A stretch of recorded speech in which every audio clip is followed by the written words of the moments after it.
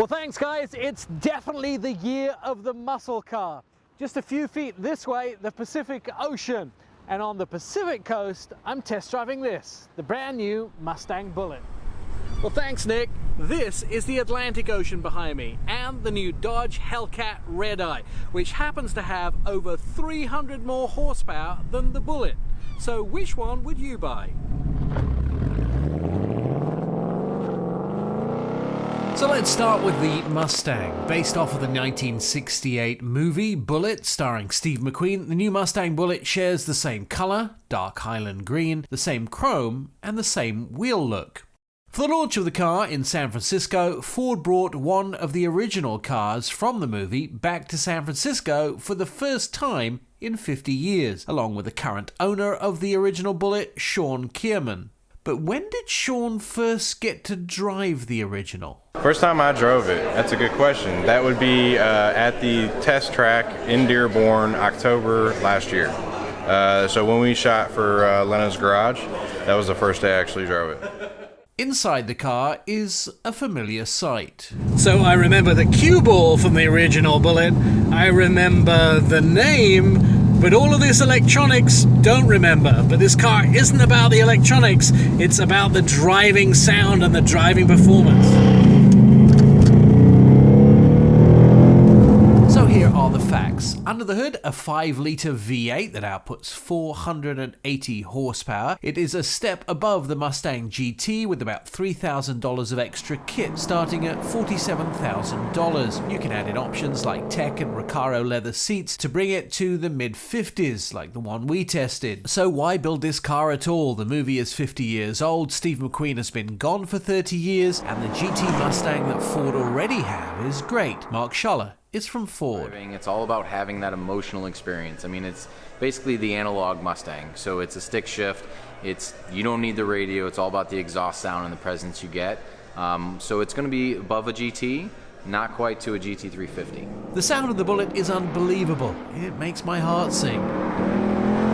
So let's jump over to the East Coast and Portland, Maine to test drive the new Dodge Challenger Hellcat Redeye. Wow, that's a mouthful.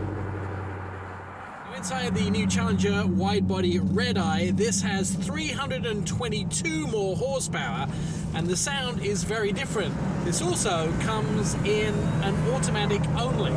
Listen to it accelerate.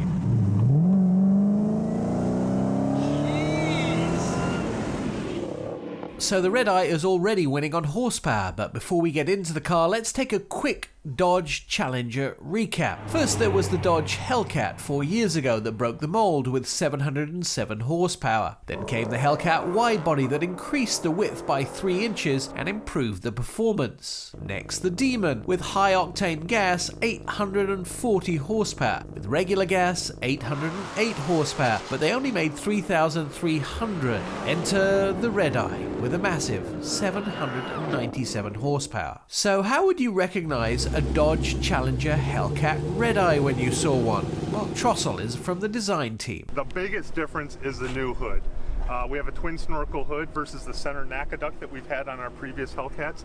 Both intakes direct air directly to the air box, as well as still having the lit air catcher lamp that also takes air in. 797 horsepower, so it really needs to breathe. We need to get as much air into the engine as we can. Here are the Redeye facts. Starting at $70,000, the Redeye offers 797 horsepower out of a 6.2-litre V8 engine with a 2.7-litre supercharger. I guess my question is, how much horsepower is too much? The Mustang with 480 horsepower, the Hellcat Redeye with 797. The top speed limit in the US is 85 miles an hour in some rural roads. Do we need 797 horsepower? So why did Dodge build the Redeye? Kevin Hellman is from Dodge. Our customers continue to ask for more, whether it's more power, more options, more colors. So we're going to deliver where we can. In response from my side, I can tell you, the speed. The thrill.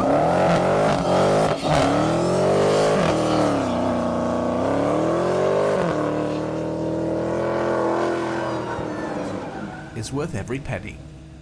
Inside the Redeye and the Bullit, for our auto expert, I'm Nick Miles.